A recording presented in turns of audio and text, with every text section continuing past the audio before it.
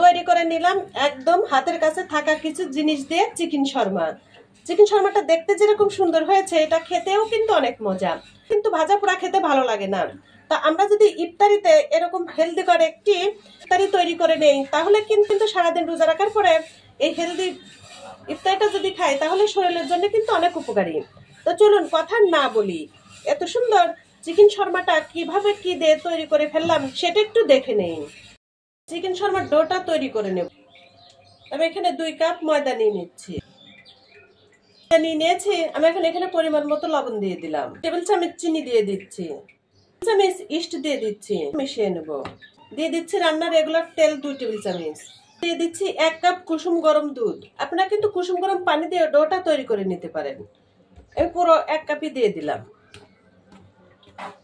সুন্দর করে মেখে নেব। ডোটা যত মাখবেন তত কিন্তু শর্মাটা ভালো হবে। স্মুথ করে ডোটা তৈরি করে নিতে হবে। তো ডোটা লেগে আসছে, আমি এখন আরেকটু তেল দিয়ে মেখে নেব। ডোটা একদম স্মুথ করে মেখে নিয়েছি। তেল মেখে দেব, একটু তেল মেখে দিচ্ছি। গরম পানি নিয়ে নিয়েছি, এই দেখেন আমি গরম পানির ভিতরে যে আঙুল দিয়ে দিচ্ছি, আঙুলটা কিন্তু আমার সচ্ছে। তো এর আঙুলের সহায় সেরকম গরম পানি করে নিয়ে এটার উপরে সুন্দর করে এভাবে বসায় রাখবেন, তাহলে তাড়াতাড়ি করে ফুলে যাবে। তো আমি এটা 1 ঘন্টার জন্য বসায় রাখবো। একটা টাওয়েল দিয়ে সুন্দর করে এভাবে ঢেকে রাখলাম, যাতে বাতাস বের না হয়, ফুললে ডাবল হবে। ওটা সাইডে রেখে দিয়েছি।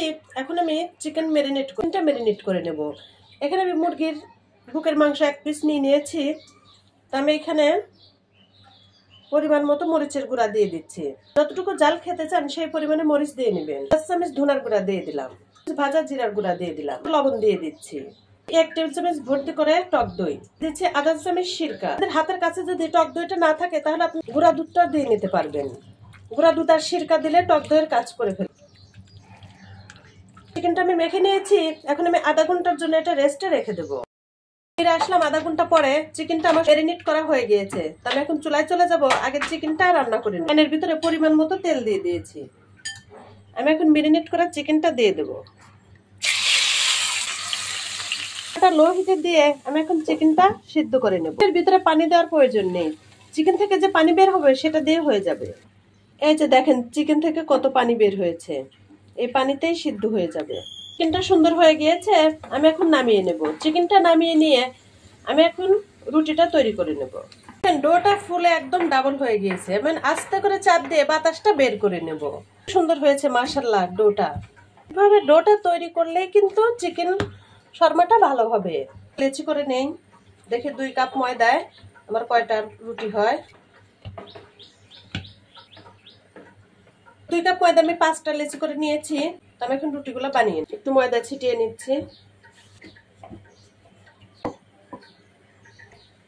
এই যে রুটিটা বানিয়ে নিয়েছি, দেখেন কতটুকু মোটা হবে। এই যে আপনাদেরকে দেখিয়ে দিলাম। আমি সবগুলো রুটি এইভাবে বানিয়ে নেব। ফ্রাই প্যান বসিয়ে দিয়েছি, আমি এখন রুটিটা দিয়ে দেব। আমি কিন্তু ফ্রাই প্যানে রুটিটা ভেজে নেব। মাশাআল্লাহ দেখেন একাই কি সুন্দর ফুলে উঠছে। আমি এখন উল্টিয়ে দেব। এখন আস্তে আস্তে এভাবে চাপ দিয়ে রুটিটা ভেজে নেব। মাশাআল্লাহ ফুল একবারে টইটুম্বুর হয়ে গিয়েছে। তবে আমি এখন সবগুলো রুটি ভেজে নেব। চিকেন শর্মার সসটা তৈরি করার জন্য আমি এখানে টক দই নিয়ে নিচ্ছি। টক দই দিয়ে চিকেন শর্মাটা তৈরি করব। 1 কাপ হবে আমি টক দই নিয়ে নিলাম।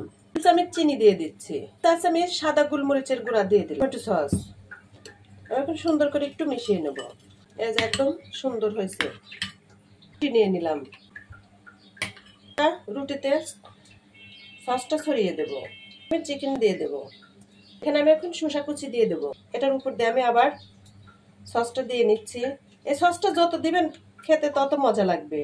এইভাবে দিয়ে নিচ্ছি, এটা কাঠি ঢুকায় দিচ্ছি। কাঠিটা ঢুকায় পিকও দিতে পারেন, আমার কাছে কাঠি ছিল আমি কাঠি দিয়ে নিলাম। তবে আমি এখন সবগুলো শর্মা তৈরি করে নেব।